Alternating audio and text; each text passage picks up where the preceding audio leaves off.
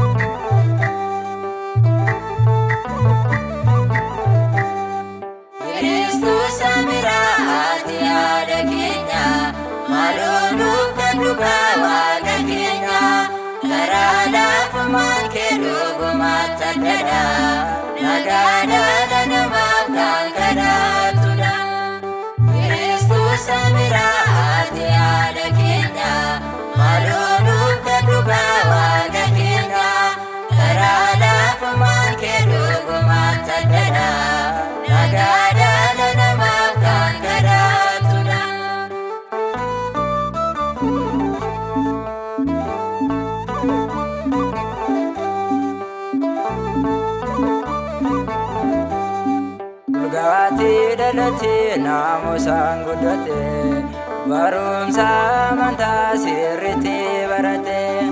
Diinonni hunduu yoonatti marsanii, harmi gaariin qaba naaf birmaatti isheen. Kiristoos amiraa ati yaada keenya, maaloo nuuf kadhu waaqa keenya.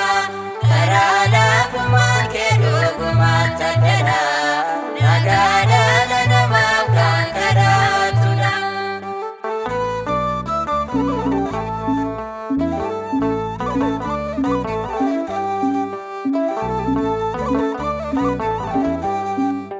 Yaa'iin addunyaa jedhee tuffatee, waggaa 12 dhaabbatee kadhatee, ani firaan qabu kan na gargaarani, Kiristoos amiraa waan maddani. Kiristoos amiraa ati yaada keenya, maaloo nuuf kadhu waaqa keenya. Karaa laafumaan kee dhugumaatti addadha, nagaadha dhala namaaf kan kadhatudha.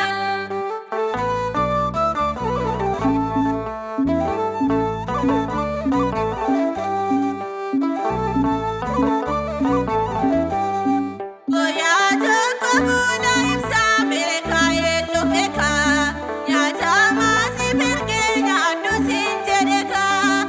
Ambeeleen jiraate jireenyaa furaa, naatee agarsiisi daandii bara bara. Kiristoos amiraa ati yaada keenya, maaloo nuuf kadhu waaqa keenya. Karaa laafumaan kee dhugumaatti addadha, nagaadha dhala namaaf kan kadhatudha.